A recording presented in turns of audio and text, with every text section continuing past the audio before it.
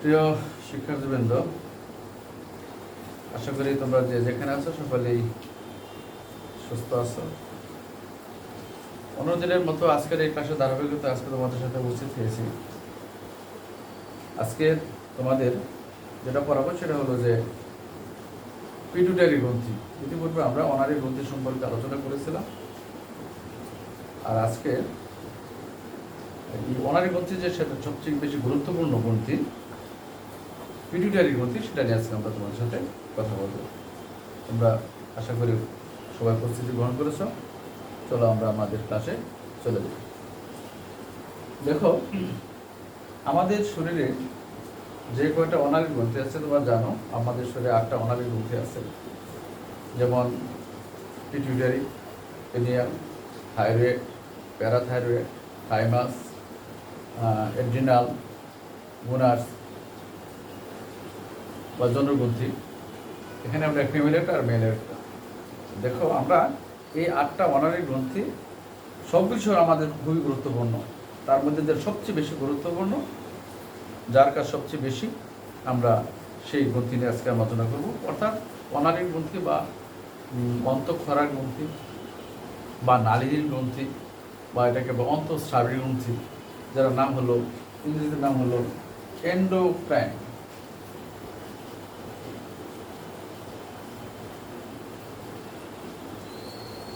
Endocrine gland.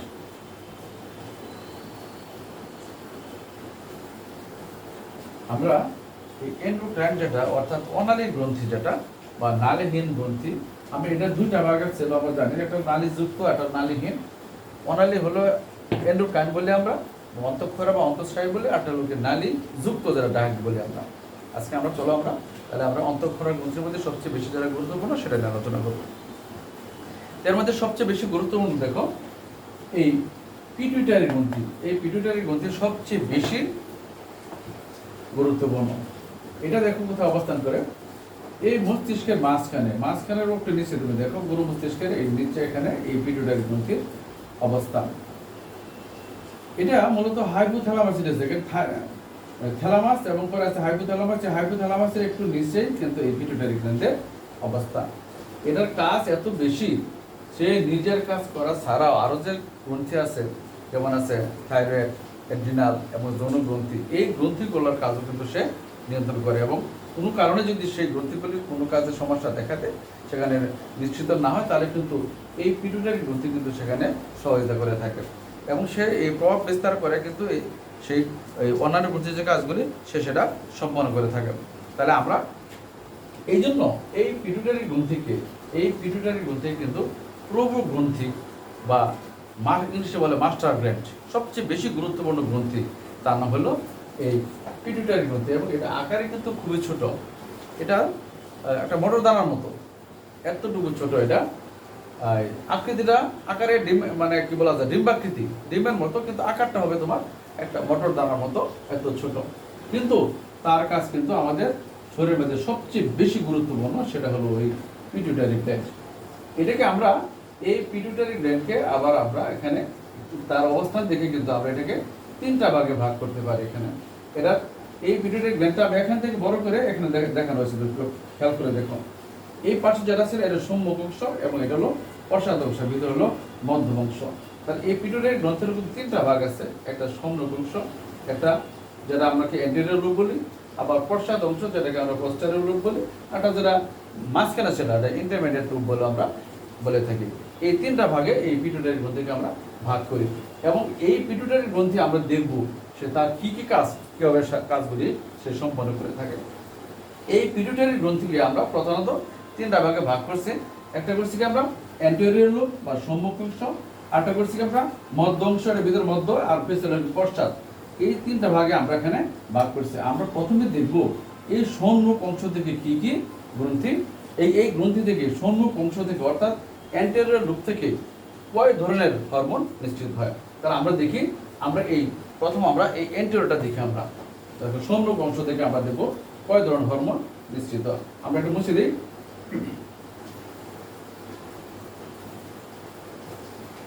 দেখো, প্রথমে দেখবো আমরা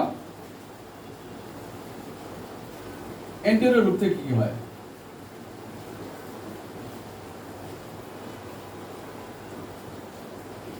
সম্মুখ অংশ থেকে কয় ধরনের হরমোন নিশ্চিত হয়? প্রধানত এখানে আমরা সম্মুখ অংশ থেকে 6 ধরনের গুরুত্বপূর্ণ হরমোন নিশ্চিত হয়।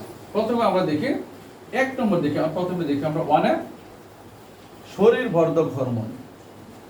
শরীর বর্ধক হরমোন এবং গ্রোথ হরমোন লেখা আমরা বাংলাতে লিখে দেব গ্রোথ হরমোন।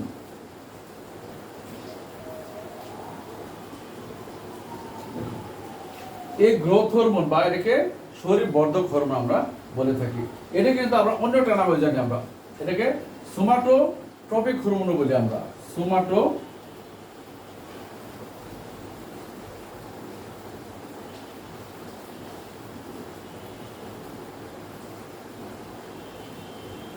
সোমাটোট্রপিক হরমোন আমরা এটাকে বলে থাকি। এর দুইটা নাম আমরা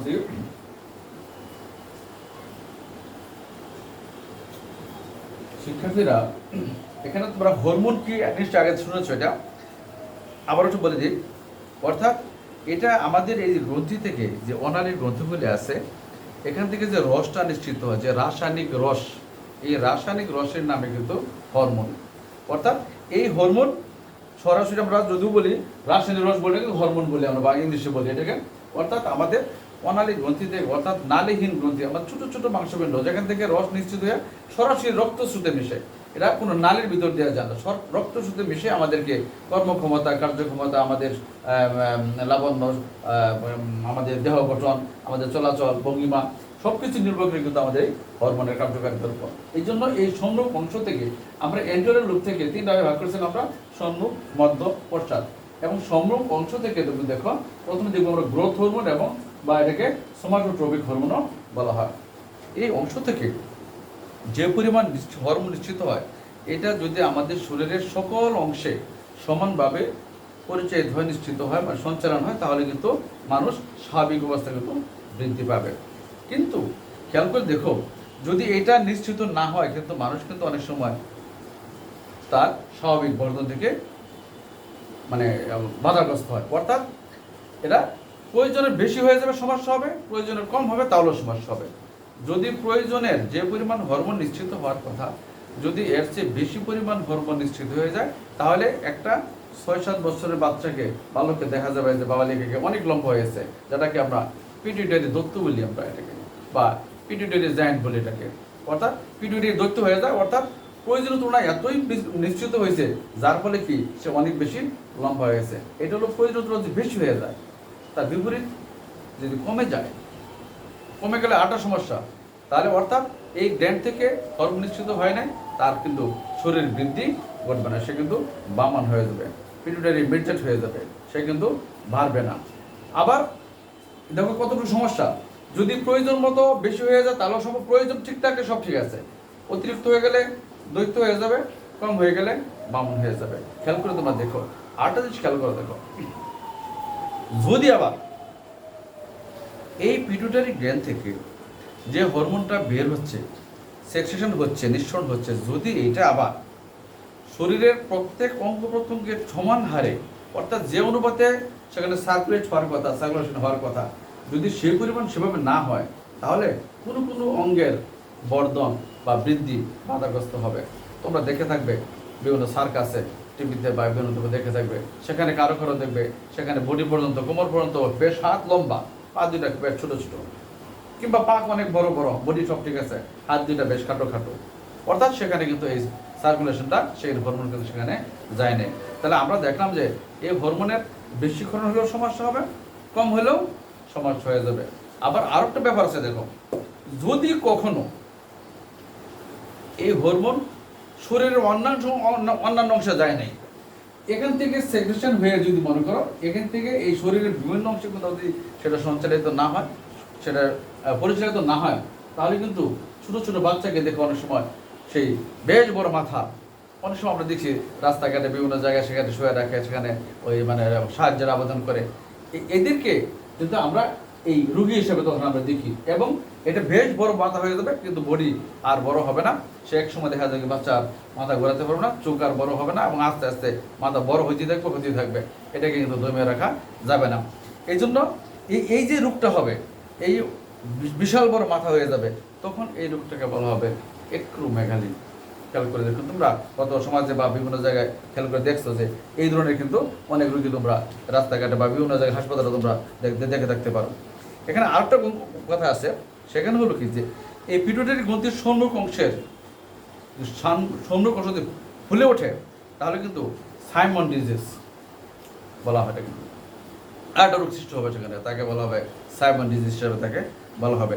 এক্ষেত্রে দেখা যেতে পারে যে এই অবস্থায় জীবদেহের বিপাক ও রাসায়নিক রূপান্তরের কাজটি খর্বতা ঘটে এবং যৌনক্রিয়া হ্রাস পায়। কোনো কোনো ক্ষেত্রে কৃষ্ণতা এবং অকাল বার্ধক্যতাকালে অকাল বার্ধক্যতাগুলো সেখানে দেখা যায়। খেয়াল করে দেখবে অনেকে ছোটো ছোটো বাচ্চা ওদের হয়ে গেছে, মাথা চুল পেকে গেছে, কৃষ্ণতা দেখা গেছে এবং বুড়ো বুড়ো ভাব দেখা গেছে। এই লক্ষণটা কিন্তু আমরা এই পিটুইটারি গ্রন্থির এই কার্যকারিতার উপর কিন্তু আমরা দেখি। বেশি হয়ে গেলে সমস্যা, কম হয়ে গেলে সমস্যা, পুরোপুরি বডির সকল অংশে সার্কুলেশন না হলে তারও সমস্যা।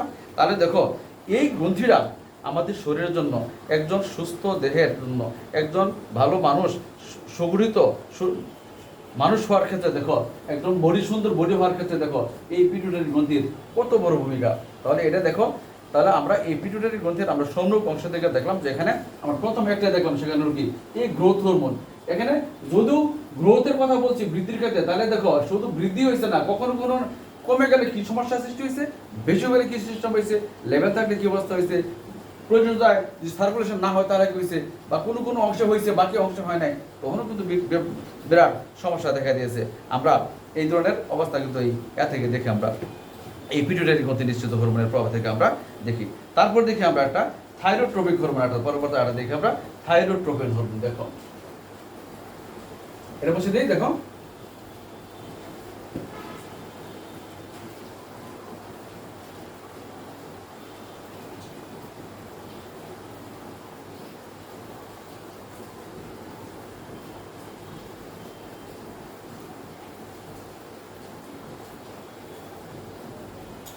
এটা খেয়াল করো, এই থাইরোট্রপিক হরমোন তোমরা দেখেছো যে অনালী গ্রন্থির মধ্যে বলছিলাম যে একটা বলতেছে থাইরয়েড।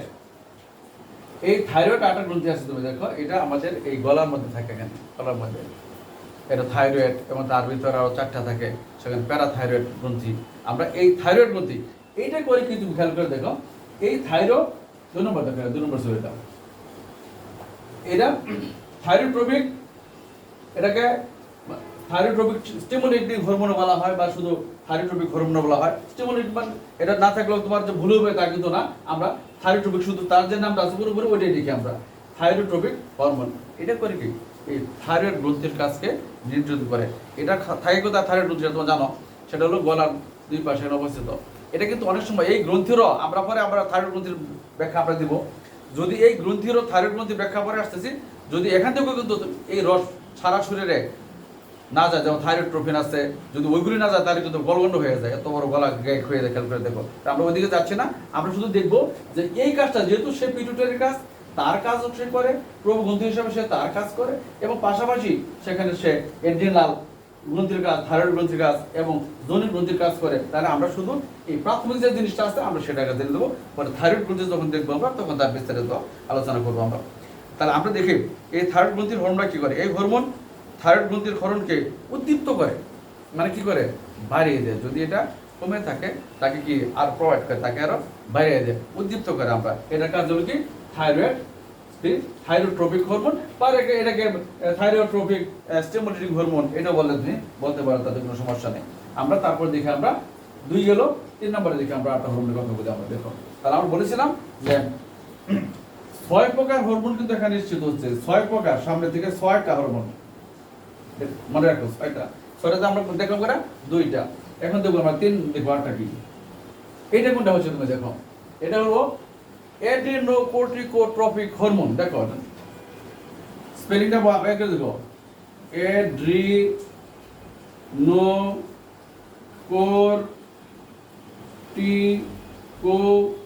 অ্যাড্রিনোকর্টিকোট্রপিন হরমোন। শিক্ষার্থী বন্ধুরা দেখো, এখানে তুমি সিলেবল বাক্যের উপর তোমরা জানো যে এখানে এটা বলেছি হয়ে আছে, এখানে তো সিলেবল কটা অংশ বাক্য আছে তোমরা জানো। এটা এখানে আমরা যদি এখানে সিলেবল ভাগ করে পড়ি তাহলে কিন্তু সেটা তোমার মনে থাকবে। দেখো এটা পলি সিলেবলে আওতা আছে। এখানে আমরা দেখি অ্যাড্রেনো কর্টিকোট্রপিন পলি সিলেবল। তুমি দেখো অ্যাড্রেনো কর্টিকোট্রপিক বা কর্টিকোট্রপিন হরমোন যদি আমরা এটাকে বলি তাহলে এবার মনে রাখো সেলের ভাগ করে পড়া যাবে। অ্যাড্রেনো কর্টিকোট্রপিক সিরে মস্ত করা।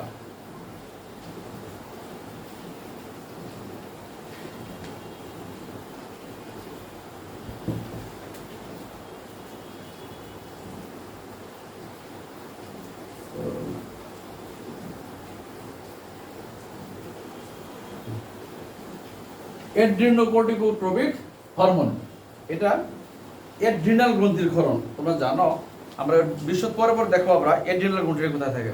আমাদের যে কিডনি থাকে দুই পাশে, বেরোতে দুই পাশে দুটো কিডনি আছে। এই কিডনির উপরে দেখবা সেখানে ছোট্ট মাংসপিণ্ড আছে। আর যেহেতু এটা মেডিকেল সায়েন্সের অন্তর্ভুক্ত, যদি এটা হাতে কলমে দেখতে পারে তাহলে হয়তো তোমাদের আরো বেশি মনে থাকতো।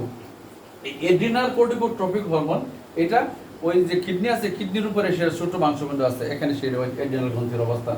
এটাও কিন্তু দুইটা ভাগ আছে, একটা অ্যাড্রিনাল কর্টেক্স আর একটা অ্যাড্রিনাল মেডুলা। এখানে যে হরমোন নিঃসৃত হয় এই হরমোনটাও কিন্তু এই কাজটা কিন্তু এই কে করে থাকে, এই পিটুইটারি গ্রন্থি কিন্তু করে থাকে। তাহলে আমরা দেখলাম যে পিটুইটারি গ্রন্থি সে তার নিজের কাজ করা ছাড়াও সে করে কি থাইরয়েড, এড্রিনাল এবং যৌন গ্রন্থির কাজ সে করে থাকে। আমরা এটা পরে বিস্তারিত আবার বাকি এটা আরো দেখবো আমরা। তাহলে আমরা দেখবো যে এটা করে কি এড্রিনাল গ্রন্থির ক্ষরণ সে নিশ্চিত করে, আটা হচ্ছে কি ক্ষরণ করে, আটাকে উদ্দীপ্ত করে। সেই দুইটা এই কাজটা কিন্তু এই এড্রিনাল গ্রন্থি সে করে থাকে। এবং শুধু তাই নয়, ক্ষরণ তো করবেই, এবং যে এই গ্রন্থির যে বৃদ্ধি মানে কি বলে হরমোনের যে বৃদ্ধি এটাও কিন্তু এই পিটুইটারি গ্রন্থি করে থাকে। তাহলে আমরা দেখলাম যে নিজস্ব কাজ ছাড়াও আমরা এর আগে দেখলাম আমরা থাইরয়েড, এখন দেখলাম কি অ্যাড্রিনোকর্টিকোট্রপিক হরমোন। তারপর আমরা দেখি আরেকটা হরমোন দেখলাম, খেয়াল করো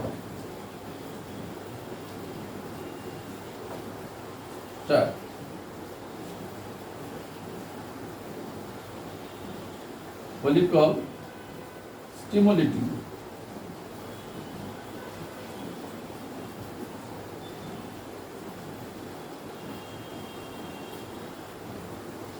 দেখো এই ফলিকল স্টিমুলেটিং হরমোনটা এটা কি করে দেখো, এটা কিন্তু আরেকটা বিকল্প নাম আছে এটা দেখো। এটাকে আমরা গুনাডো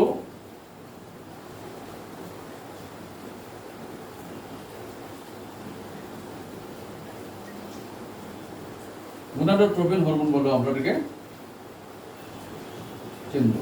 তাহলে দেখো আমরা এটাকে ফলিকল স্টিমুলেটিং হরমোন কিংবা এটাকে গুনাডোট্রপিন হরমোন, এই দুইটা নামে কিন্তু আমরা জানবো। এখন এটার কাজ কিন্তু খেয়াল করে দেখো, এই গুনাডোট্রপিন হরমোন কিন্তু তার দুইটা ভাগ আছে। একটা হলো মেইন, এটাকে দুইটা ভাগে ভাগ করা যাবে, একটা হলো মেল একটা ফিমেল।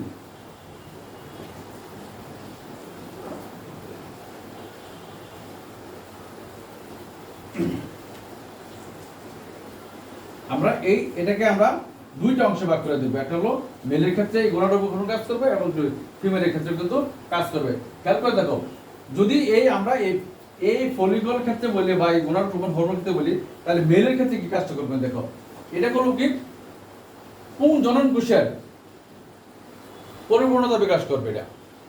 এটা করবো কি পুংজনন কোষ যেগুলি আছে সেটা কিন্তু পরিপূর্ণতা দানে এটা কিন্তু সহায়তা করবে। এবং এটা আবার কি করবে জানো, এটা করবে আবার সেটা আবার নিয়ন্ত্রণ করবে, এই যৌনক্রিয়া নিয়ন্ত্রণ করবে। এটা আবার এটার থেকে আবার এই যে হরমোনটা আছে এই হরমোন থেকে আবার মনে করো এখানে অ্যান্ড্রোজেন এবং একটা আছে তোমার টেস্টোস্টেরন, এটা কিন্তু বৃদ্ধিতে সহায়তা করবে। এটা কিন্তু মেলের ক্ষেত্রে, পুরুষদের ক্ষেত্রে কিন্তু এই হরমোনগুলো কিন্তু এই যে অ্যান্ড্রোজেন এবং তারপর আছে টেস্টোস্টেরন, এইগুলো কিন্তু এই হরমোনগুলোর বৃদ্ধিতে কিন্তু এটা প্রভাবিত করবে। আর স্ত্রীদের ক্ষেত্রে করবো কি দেখো, এটা করবো ডিম্বস্ফোরণের ক্ষেত্রে।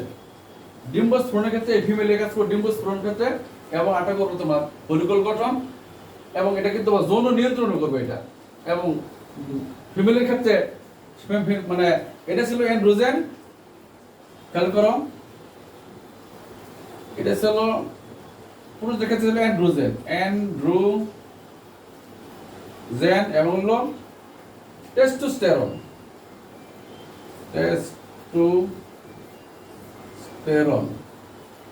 এটা ছিল অ্যান্ড্রোজেন এবং টেস্টোস্টেরন। আর এটার ক্ষেত্রে থাকবে তোমার এস্ট্রোজেন।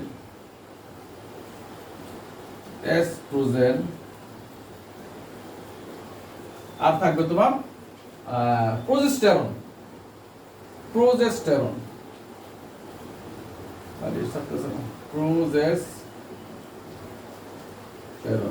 তাহলে আমরা দেখলাম কি যে যদিও এটাকে ফলিকল স্টেবিলিটি হরমোন আছে, এটা তাহলে দুইটা ভাবে কাজ করতেছে।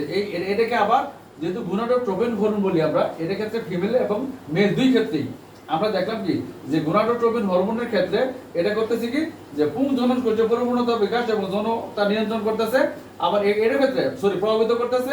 আর ফিমেলের ক্ষেত্রে দেখো এস্ট্রোজেন এবং এই যে হরমোনগুলি আছে এস্ট্রোজেন এবং প্রোজেস্টেরন, মানে এটা কিন্তু সেরে এই ফিমেলের ক্ষেত্রে নিয়ন্ত্রণ করতেছে এখানে, এই আর এক করতেছে এখানে কি বলা যায় এর ক্ষরণ নিয়ন্ত্রণ করতেছে। তাহলে আমরা দেখলাম যে ফলিকল স্টিমুলেটিং হরমোন বা এটাকে গোনাডোট্রোপিন হরমোন এই ক্ষেত্রে মেলের ক্ষেত্রে কাজ করছে এবং ফিমেলের ক্ষেত্রেও কাজ করছে। তার কাজ হলো কি পুংজনন কোষ গঠন করা, আর তার কাজ কি স্ত্রীদের ডিম্বস্ফোরণে সহায়তা করা। আর এখানে যে প্রভাবিত করে কারকে অ্যান্ড্রোজেনকে এবং টেস্টোস্টেরনকে, আর এখানে ক্ষরণের সহায়তা করে কে নিয়ন্ত্রণ করে কে এই ফিমেলের ক্ষেত্রে এস্ট্রোজেন এবং প্রোজেস্টেরন এটাকে করে কি নিয়ন্ত্রণ করে এই ফলিকল স্টিমুলেটিং হরমোন বা গোনাডোট্রোপিন হরমোন। আমরা পরবর্তী দেখি আবার আট আছে, সেটার নাম হলো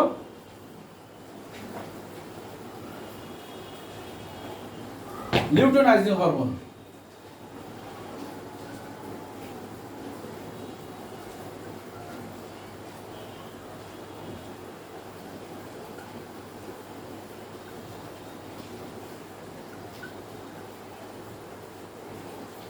লিউটেনাইজিং হরমোন এটা দাও কি করে?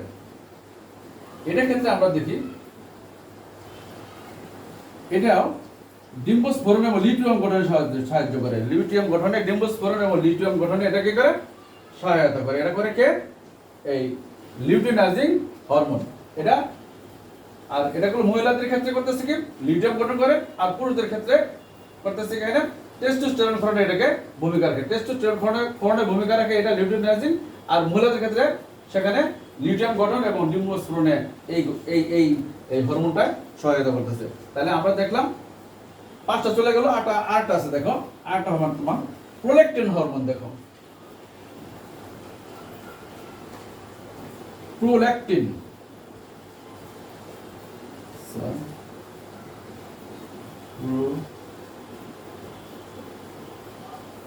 প্রোল্যাকটিন হরমোন বা এটাকে ল্যাক্টোজেনিক।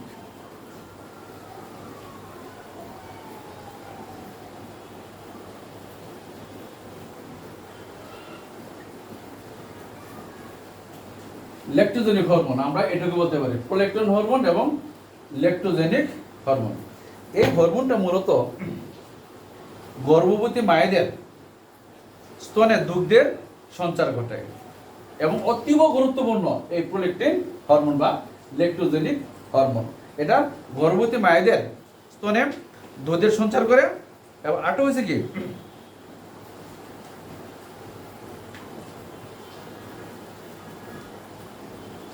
এবং দুধের তো সঞ্চার করেই এবং এটাকে মানে এই মাতৃসুলভ আচরণে কিন্তু এটা সহায়তা করে থাকে।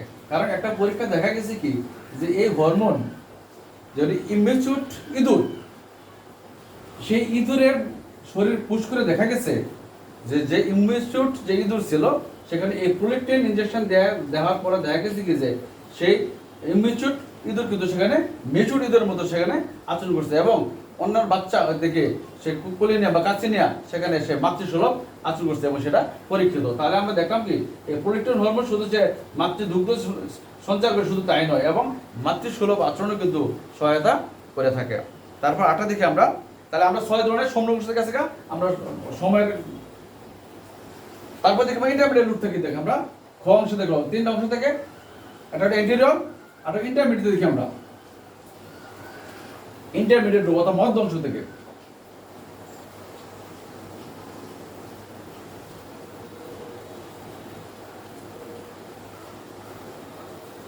এখান থেকে দেখি, এখানে মূলত এই গ্রন্থির মধ্য অংশ থেকে খুব বেশি আসলে প্রভাব বিস্তার করে এমন এর তেমন গুরুত্ব নাই, তবে এর গুরুত্ব খুব যে একেবারে নাই তাও বলা যাবে না, তবে একটা অংশে কিছু গুরুত্বপূর্ণ আছে, সেগুলো হলো মেলানোসাইট স্টিমুলেটিং হরমোন।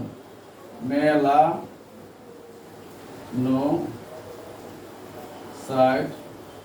স্টিমুলেটিং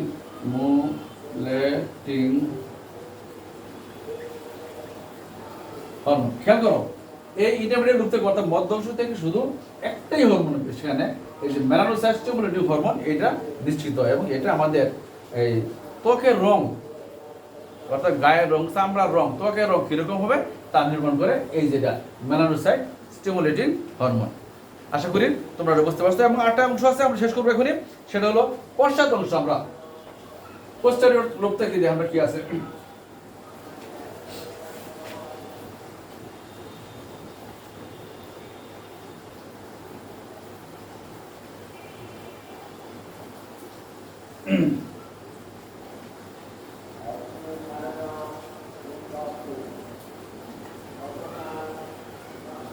এখান থেকে দেখি আমরা, এখান থেকে দুই ধরনের হরমোন নিশ্চিত হয়। একটা নাম হলো তোমার, প্রথম দেখি আমরা দুই ধরনের মধ্যে আছে, একটা হলো অ্যান্টি ডিউরেটিক হরমোন।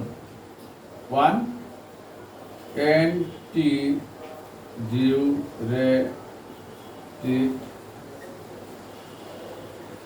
হরমোন, এটা আমাদের শরীরের তরল পদার্থের পরিমাণ নিয়ন্ত্রণ করে থাকে এই অ্যান্টি ডিউরেটিক হরমোনটা। এবং এটা এই হরমোনের কম নিশ্চিত হলে শরীরে পানির অভাব দেখা দেয় এবং শর্করাহীন বহুমূত্র রোগ দেখা দেয় এই অক্সিটোসিন হরমোনের অভাবে। এবং একটা দেখা গেছে কি যে এটা কিন্তু আরেকটা হরমোন নাম আছে, এটা ভেসোপ্রেসিন হরমোন। ভেসোপ্রেসিন,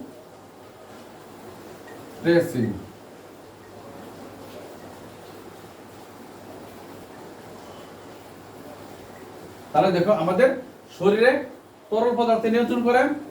আবার এটার সাথে যদি সম্পর্ক এমন হয়ে যায় যে যদি আমাদের পানি পরিমাণ কমে যায়, তাহলে কিন্তু আমাদের এই শর্করাহীন অর্থাৎ বহুমূত্র অর্থাৎ ডায়াবেটিস রোগ দেখা দেয় এই যে এটার অভাবে, এই যে অ্যান্টি ডিউরেটিক হরমোনের অভাবে। তারপর আটা দেখো, শেষ করছে এখন প্রায়। আটা হলো তোমার অক্সিটোসিন, সর্বশেষ অক্সিটোসিন হরমোন।